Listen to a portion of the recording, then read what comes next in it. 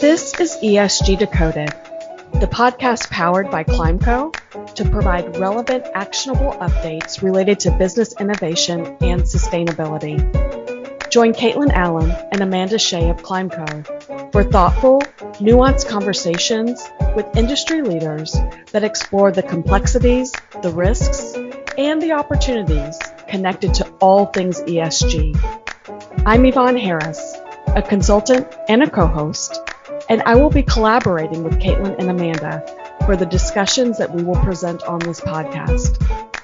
Put simply, ESG is everything that's not on your balance sheet. This leaves room for misunderstanding, oversimplification, and the tendency towards one-size-fits-all perspectives. None of that will happen on this podcast. Enjoy this episode. Hi, everyone. This is Yvonne Harris, and welcome to this episode of ESG Decoded. Today, we are going to spend time on the S in ESG as we discuss people elements that impact organizations. So just to ground us, this is everything from employee relations, organizational health, people culture, diversity, equity, inclusion, DE&I, and community outreach. Our primary focus for this conversation is more of an internal reflection as we talk about organizations leading high-performing teams in the never normal. And I'm excited to have with me today Erin Urban. She's a certified executive leadership coach who partners with high-achieving leaders and teams to elevate their impact and influence without sacrificing their well-being. Such an important point. Erin is an international speaker and a self-proclaimed neuroscience nerd. And when I picked up on that in her bio, it made me think of The Big Bang Theory, which is one of my favorite shows. She's also an author of a best-selling book, which hopefully you'll go and grab after this. It's entitled Alleviate Your Career, More Impact, More Income. Erin is also a Forbes Coaches Council Member, certified in leadership psychology, and a recovering perfectionist with over a decade in mentoring and coaching successful professional transformations through one-on-one and group coaching workshops. Erin, a lot to say there, but so glad that you're with us today. Thank you for your time. It's a pleasure to be here, Yvonne. I mean, I can't think of a better person to spend my time with this morning talking about the S in ESG. I know, and I'm glad you're here to share some of your insights with our listeners. Let's talk for a moment about how we know each other. We met each other right before the pandemic. I don't know if you remember. Yes, that's right. We met each other at a panel event to help professionals elevate their presence and their trajectory in their careers and professional lives. And it was very rewarding. I remember distinctly because you were so thoughtful and still are very thoughtful in your responses. And it was a much more multidimensional response than some of the other panelists. And I was like, this is a person I need to know. And I felt the same about you and the advice that you provided. And Erin, at that point, who knew what we were enter in terms of the pandemic and just the need for your services as people were needing to be coached through this very difficult season. And I know that you've been tapped into by so many organizations who are just trying to figure out, how do we not just survive during the season, but how do we thrive?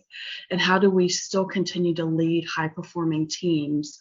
So as we transition, Erin, now from pandemic to pandemic recovery, give us a big picture perspective.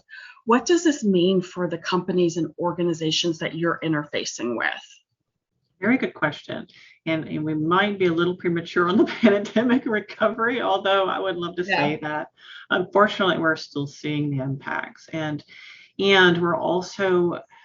we're in unprecedented times. I'm not just saying that because it's a cool, catchy title. We truly are. Understanding the amount of influx of constant and compounding change makes it very difficult for leaders and teams to thrive because we have so much that's being thrown at us at this given time. Not only do we have the pandemic, we have disaster fatigue, morale issues, retention issues, a talent development issue. I mean, we have so much in addition to the daily demands. Then in our home life, we have a lot of changes too in how we live, work, interact. quite some time ago, I looked at this information from a scientist, and he's a brilliant man, and he extrapolated that right now, in fact, now this is many years ago, but right now we would be in this constant compounding change cycle where we're seeing just the rate of change exponentially increasing. And I think everybody will agree that you feel a little bit more compressed than usual. So what does this mean moving forward? Well, it means we cannot just lean on what we've always done. Right. Well, and to hear you describe the change cycle, it just makes me reflect, Erin. I mean, you hear all the time, the only thing constant is change. But I do think the rate of change has really impacted a lot of people on a personal level, in terms of their comfort, their personal relationship agreement with change. And then that's extrapolated throughout the organization or throughout a team. And for whatever reason, what popped in my head too was just also news cycles, and just how quick news cycles are happening nowadays. And it's just like I think there's just this missing moment that a lot of people are experiencing of just what's my current state, or what's my constant state, or what's the constant state of my team, because it feels like everything just moves from moment to moment, from day to day. And as a team leader, I can't even do an assessment of current state, because what I thought it was just 8 hours ago, it could be very different today. You're absolutely right. You have definitely hit on something tremendous here, because I think it was McKinsey & Company. Did a fairly recent study, and they extrapolated that we're experiencing 300 times the rate of change at 3,000 times the impact. And when you think about that, we really step back and think about it. It's not that I want to beat a drum here or reiterate just something you already know. The point of this is, number one, understanding that yes, change is the only constant. However, the rate of change is exponential, and our human brains are not built to handle it. It's just not. We're naturally evolved as being change averse, and uncertainty is not our friend. So know that in a strong change cycle, it takes literally more energy to show up 100%. Knowing that going into this, and giving not only yourself some space and grace, but also giving your teams and those around you some space and grace as well, because you may have noticed the bandwidth to adopt and accept new things has been constricted for a lot of people. Absolutely.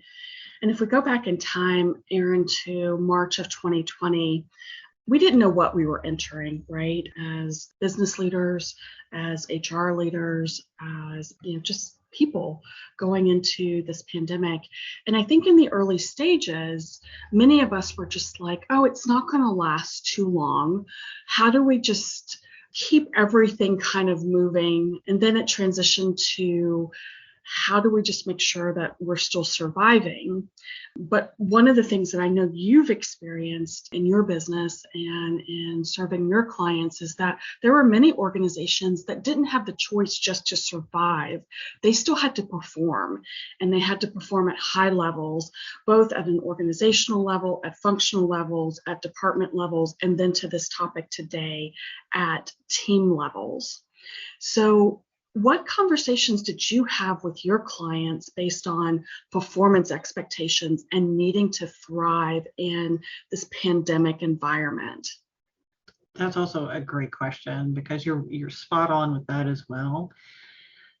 There was a point where the conversation shifted. I will admit that I'm guilty of thinking that in 2020, March of 2020, I was like, oh, it'll be done by June.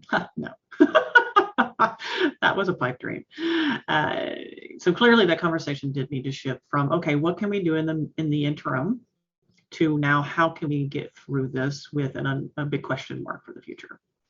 And there was a lot of talk around well-being, empathy, elevating EI and EQ for leaders and teams, and creating a space to have conversations.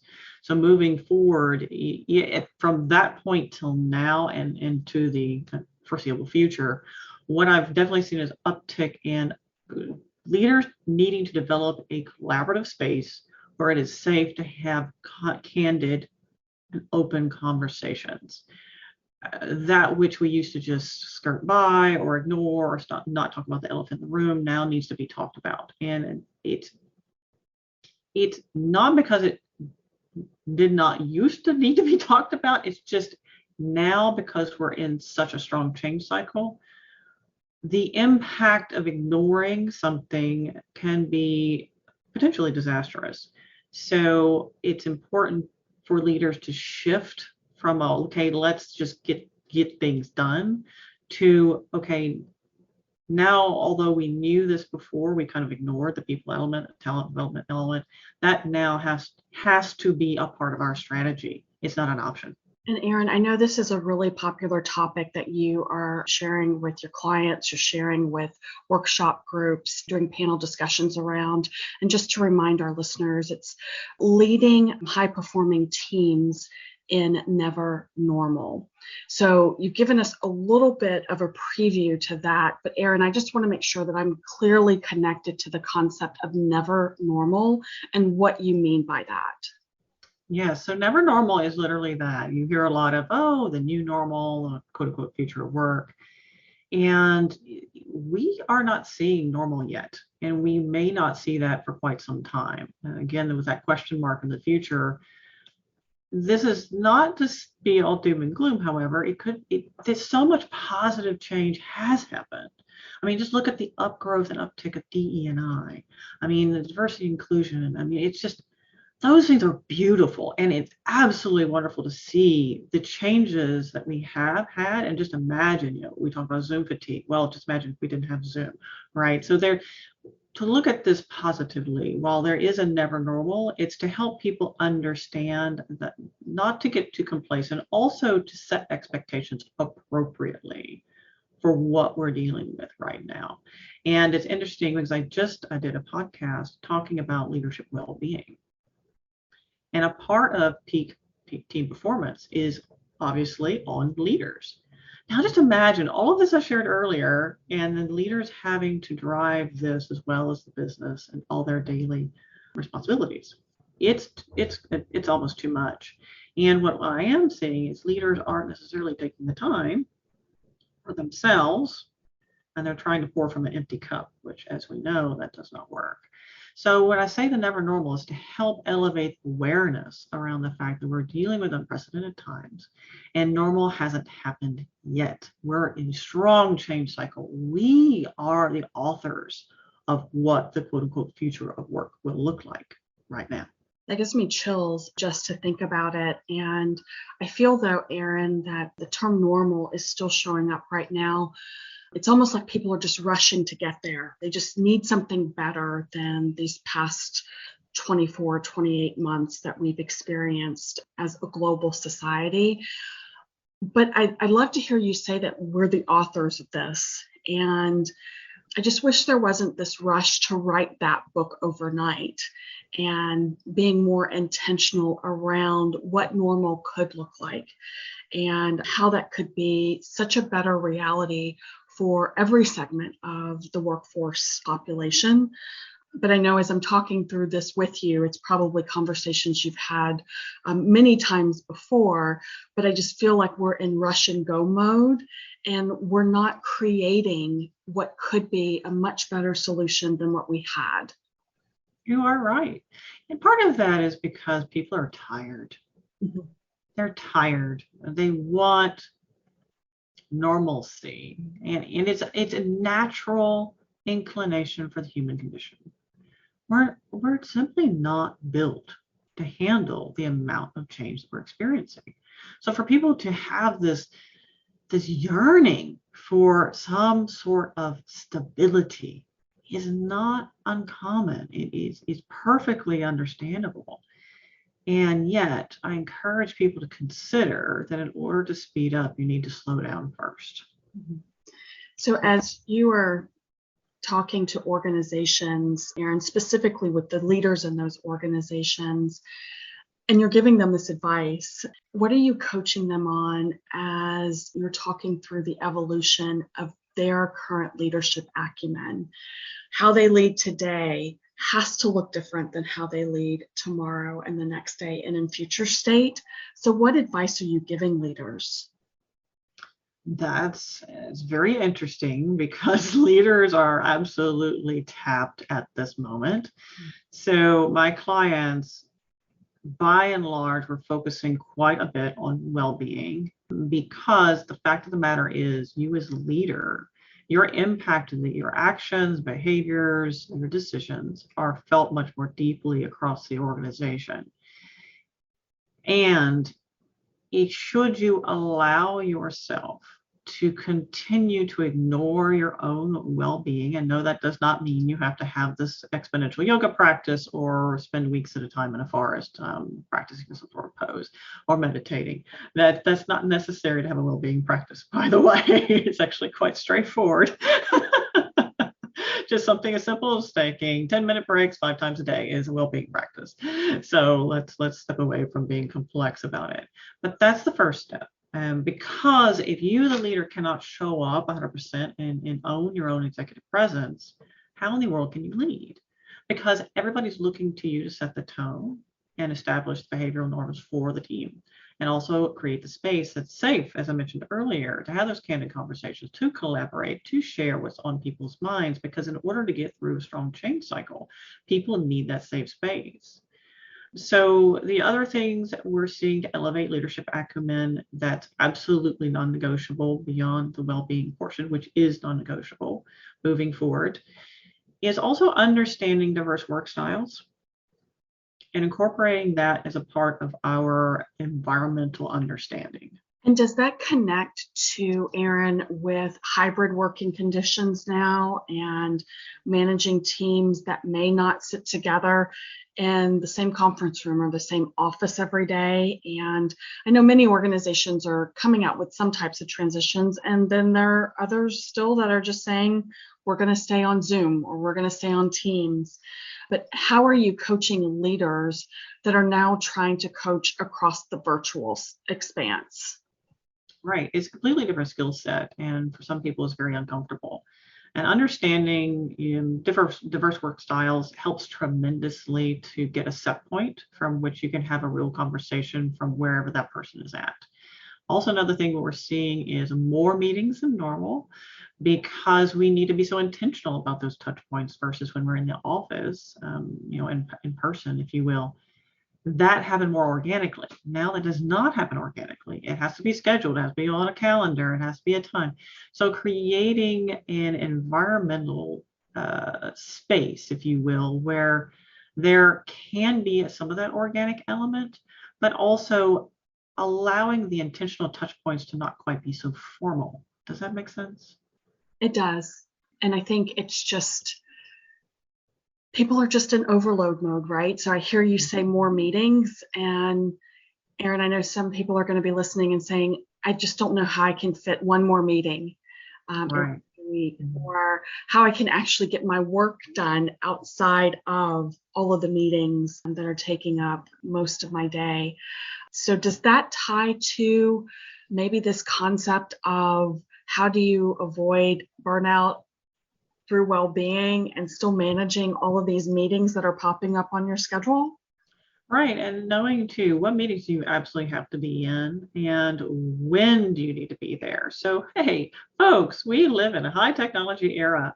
We do not have to show up at a meeting at the beginning hour if we're not going to talk or have anything relevant happen to us until 30 minutes in. There's such a thing called instant messaging. Use it. Hey, Sam, Joy, can you show up at such and such meeting? Here's the link. We're getting ready to talk about X. That way, Sam and Joy aren't spending an hour in a meeting that's not value add. And no, you cannot multitask. You cannot be present in a meeting and work on a spreadsheet and answer your emails. Not successfully. But leveraging less big meetings, more one-on-one touch points, and make them intentional and brief.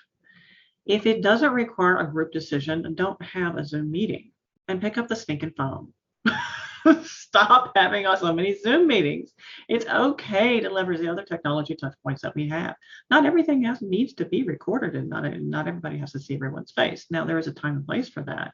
But knowing that we have diverse work styles where some of those work styles will be absolutely exponentially drained over X amount of Zoom face-to-face meetings, that it erodes their productivity at an astronomical rate. So knowing that we have these different diverse work styles and setting up a hybrid, remote, combination environment that allows for more flexibility and sets also expectations around not necessarily having to have everything be on Zoom, right?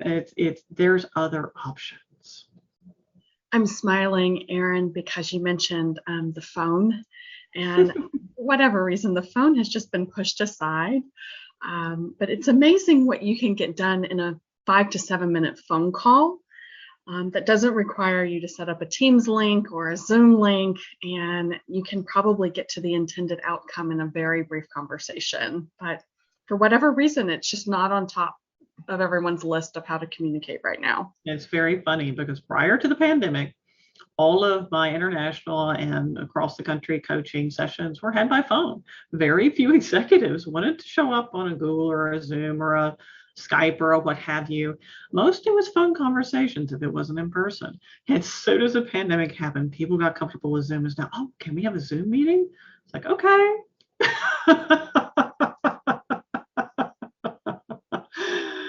My, how things have changed. My goodness, yes, we were perfectly fine before.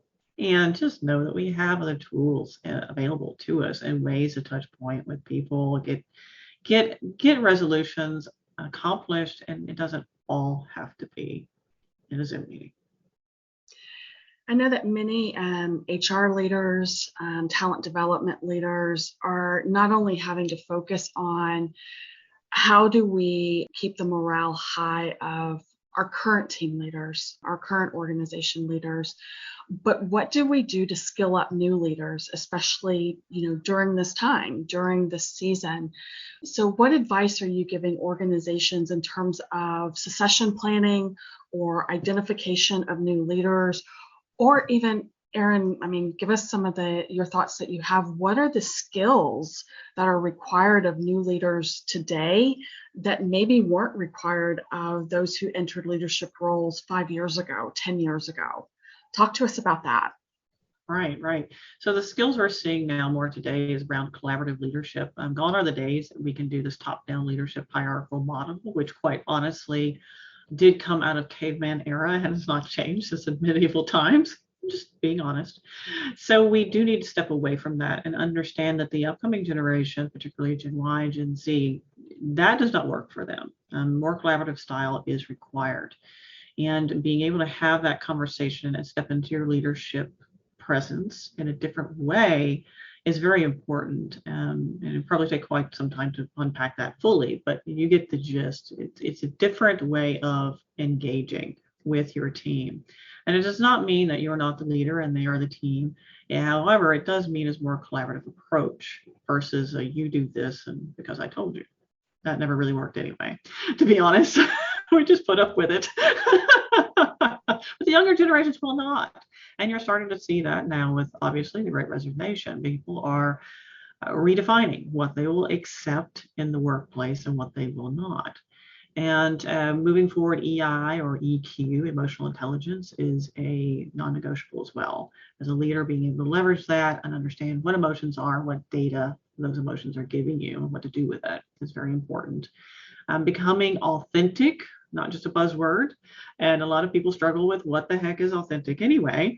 What do you mean by that? Well, that doesn't mean sharing all your dirty laundry in the workplace because that's authentic. What it does mean is showing up as your true, genuine self and not trying to be someone you're not, if you will. And hard on the heels of that, for those people that I coach, whether it be leaders or teams, again, truly understanding different work styles. How do people communicate? What's their style? What's their stressors? What's their stress responses? How do they collaborate versus other people? How do they listen and infer information? That complex dynamic is important for leaders to understand and lead their teams effectively. If that's not there, it's very difficult to lead them because you're not speaking their language. So I want to talk about the construct of the teams. You touched on a moment what I'll refer to as the hierarchy. Erin, you probably know that we went through a period of time where there was the buzzword around self-directed work teams, which were very egalitarian, very democratic, for lack of a better term right now. But is that what you're seeing as still, the way that teams are going? Or are you talking about there is hierarchy in the team. We just have to skill up our leaders. We're identifying, developing leaders, but it's not this flat, we're all making or voting on decisions type of team. Right. I feel like that type of team, the more democratic style, has its place. It really depends on the organization and what needs to be accomplished. And for some work styles, to be fair, it really doesn't sit well with them, and they do need more of an outline to lean into. And to be fair, most human beings do. They need some sort of structure to lean into, because if the structure is there to support them, they don't have to focus so much energy on what is my place in the hierarchy, because that's natural. So to go back quite a bit in our evolutionary environment, we evolved as social creatures, and as social creatures, we do understand and appreciate a certain sort of social structure. But if we don't know what that social structure is, it creates a sense of stress. So it's important to have clear expectations. And if you are having a more democratic team style, as long as expectations are set and people have roles, it will work much more fluidly. If not, then you will see chaos, could be competition, and a whole lot of unhealthy aspects of that experience. So. You also mentioned authenticity, and that's the word that often too shows up in the space of diversity, equity, and inclusion, DE&I. So let's spend a moment there and connecting to a point that you made earlier as well about being able to lead diverse teams. What's the advice, what's the guidance that you're giving organizations and leaders, not only on how they show up in a more authentic way, but how do they lead across dimensions of diversity, whether they're visible dimensions or those that we can't see? What are some of the trends that are showing up in effective leadership for that outreach? Well, number one, education of self, and understanding what bias is and what it means is very important. I encourage people to step away from the newsreel of summarizations of DE&I and actually understand what bias is and how it works, and how human beings have developed this and why. And then through that awareness and in doing some exercises that sometimes I'll do with my leaders to help them uncover any hidden biases or false labels that's not helping them, getting a real firm self-awareness. And through that self-awareness, also, again, creating this space in your team environment to where you can have candid conversations and be curious in a non-judgmental and open way. I'm also seeing a trend very strongly into help in this space, and also others, leaders as coach. So I am certified through Rice University, the Door Institute for New Leaders, and they do quite a bit of coaching leaders within the organizations to help them be leaders as coach. And it's very, very, very helpful, not only for personal development for leaders, but also for their teams, and helping create that collaborative environment that's more beneficial and fueling a top team performance. We've talked a lot about leaders and the personalities, or the traits of effective leadership is probably better stated. But obviously we need to remember, right, that the leaders of these teams are brought together to drive business outcomes. So whether it's outcomes for clients, for customers, or even internal outcomes for the organization. Erin, give us some of your advice on what are the best practices currently, or the metrics for measuring effectiveness of teams, and how do we distinguish a high performing team from one that may need improvement? Well, obviously, as you probably know, it's not just a one and done piece of software that we can implement. Wouldn't that be nice? That would be a huge relief for everybody. Shoo! Oh, good. We can just do this and people check the box. But it's a multidimensional approach, because when you're talking about high performing teams, it's not just their external outputs, it's also their internal collaboration, what is going on in the person. So you're dealing with people, and people obviously a little bit more complex than just the outputs. But knowing what does the customer see, what is the outputs of the team? Is it meeting and exceeding expectations? If not, then why? Doing the discovery. And then also understanding, how is that team collaborating? Is anyone falling off the bus? If they are, then why? So doing a little bit more of that research and understanding, are there certain types of things like surveys, if companies feel comfortable with doing that, or one-on-one touch points. I encourage, now I know that we've been talking about leaders, but leaders and teams, they go hand in hand, if you will. So it's so important to have the one-on-one touch point with team members, particularly in order to fuel high-performing teams. But I'll share with you a really quick story about what happens when you don't, particularly in a remote or hybrid work environment. And one of my clients, she is an upwardly mobile professional lady, and she is in a team that's very competitive. And one of the reasons the team is competitive is because their executive leader makes no time for anyone one-on-one. So every single meeting they have as a group, it's like elbows virtually trying to get space to basically get Dad's attention. That's where it's coming from. They're trying to get their executive's attention, and it's very non-constructive. So to avoid that, making time for teams, a one-on-one, and understanding people at that level. But there's multiple different ways you can get more data as far as what's actually going on. But it's not, unfortunately, just a one-off piece of software we can implement. Well, I love your suggestions around soliciting feedback from customers, from clients. There's also the internal reflection. You mentioned who fell off the bus, but whether an organization is measuring retention or attrition, whichever terminology they use, that's a very important metric at this time. And also to the data points of your performance ratings, and how are the individual team members performing, and what does that composite look like under a particular leader? Is there a leader who is maybe investing those times in those one-on-one touch points at a consistent cadence, and you see the difference in terms of individual performance for his or her team? So I think that's really important. And during this time, Erin, I know it's going to be a very healthy look back. What will history say about this time period, and the evolution of business and how we do business and how we manage organizations? But the data is going to be so important. And what companies are choosing to measure now will make a difference 5 years from now. Yes, and know that people perform to their metrics. So what you measure gets performed to. Be very aware of what you measure. Keep that in mind when you're developing these programs, because people will perform to them. Sometimes that's a great idea, and sometimes that does not necessarily have the impact you thought.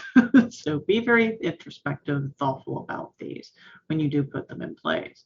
Now, as far as what will happen when people look back upon this time, as I mentioned before, we are standing on the threshold of authoring a new future.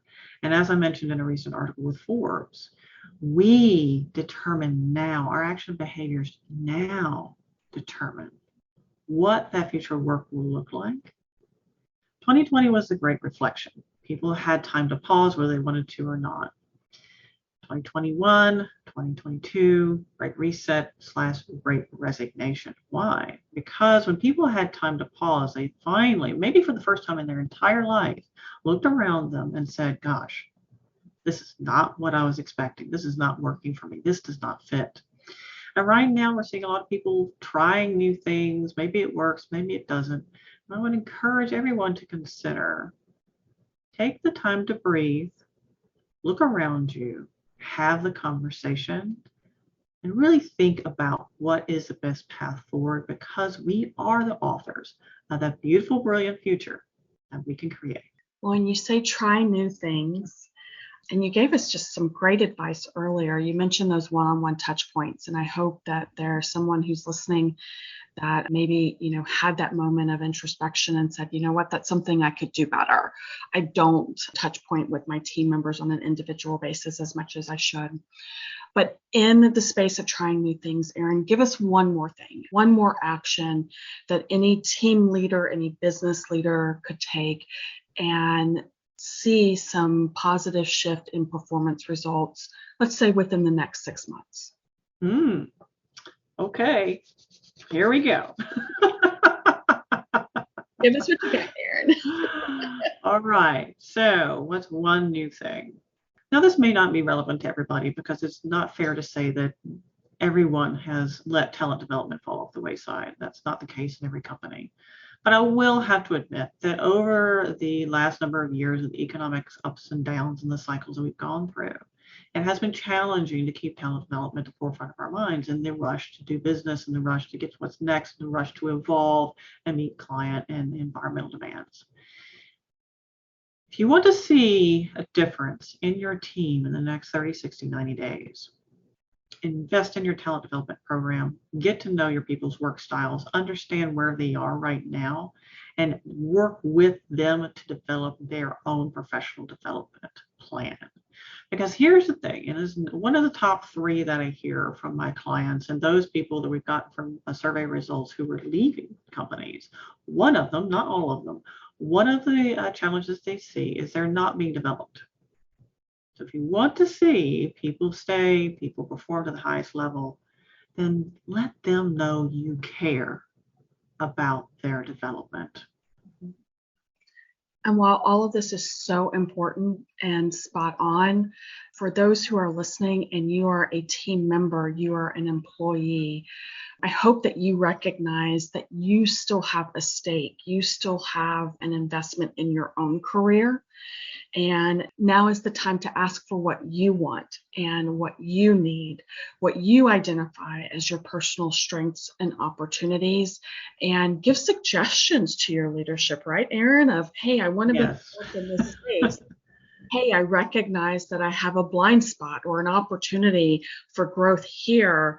Can we make an investment here? Can I have some coaching in this space? Is there an online training module? So I just want to call that out too, because, the career journey is a shared journey. You can't do it void of, leadership and effective leadership, but you also can't be a spectator in your own career either and just wait. Absolutely. Yeah, man. I encourage everybody to be the entrepreneur of their own career. It's just, how can I put this? Based on the environments by which most young employees have been molded, they're not aware that's necessarily an option sometimes. So giving them a little bit of help in that area is always beneficial. Now, I will give you a bonus round because you asked me for one thing. You can see significant impact in the next 30, 60, 90 days. Here's the second. No matter what level your managers are at, give them access to certified and qualified coaching. Now, I know that sounds self-serving. There's a very good reason for it and quite a bit of scientific research behind it. I've done personal surveys and studies as well on this, and the number one reason why people are leaving companies is poor leadership. Mm-hmm. So let's change that. So from March 2020 to now, Erin, what do you think has been the greatest lesson that many HR and talent development leaders have learned? Have the conversation early. Yeah, I think we and God bless everybody in HR right now. It's such a hard time, but I think we have learned the hard way to have the conversation early, to start to have and start to create that environment where it's okay to have a conversation about why someone not feeling fulfilled or what else would they like to do, and start to have that conversation early. When people feel like they matter and they have impact in an organization, they will stay. Are you still a big proponent of stay interviews? I feel like, and as long as that happens before they've tendered the resignation. Okay, of course. Some people do it a little bit too late. I feel like exit interviews are useful data, but perhaps not to retain employees. Mm-hmm. So, and that's one of the reasons what this power of that one-on-one touch point with leaders, and also coaching and training leaders to have a more in-depth conversation instead of expecting all the HR people to do it. Yep, absolutely. Absolutely. For leaders to leverage HR as a resource, as a place for advice and guidance, but not looking to abdicate leadership responsibilities, especially when the tough conversations need to happen. Absolutely. The leaders need to press in more. Well, Erin, this has all been very, very helpful. I'm now understanding more and more about what you mean by the never normal. And I'm excited about the challenge to just arrive to that new normal together whenever we get there, not rushing it, but just really looking forward to a new workplace normal that's more inclusive, and just the experience that Gen Z and next gen could have that just makes workplace and going to work so much more fulfilling than probably generations before. Yes, absolutely. I'm really looking forward to it because it's a challenging time, yet it is an exciting time. It truly is exciting time to be alive, if we can see that, because right now we are more impactful than we can have ever been in our prior years. So leverage that, my friends. Thank you, Erin. Thank you. Thank you for listening to ESG Decoded. Subscribe to this podcast wherever you consume yours, and follow ESG Decoded and ClimbCo across social media platforms. Until our next episode, take what you learned today to drive long-term value for your organization by doing good for people and the planet.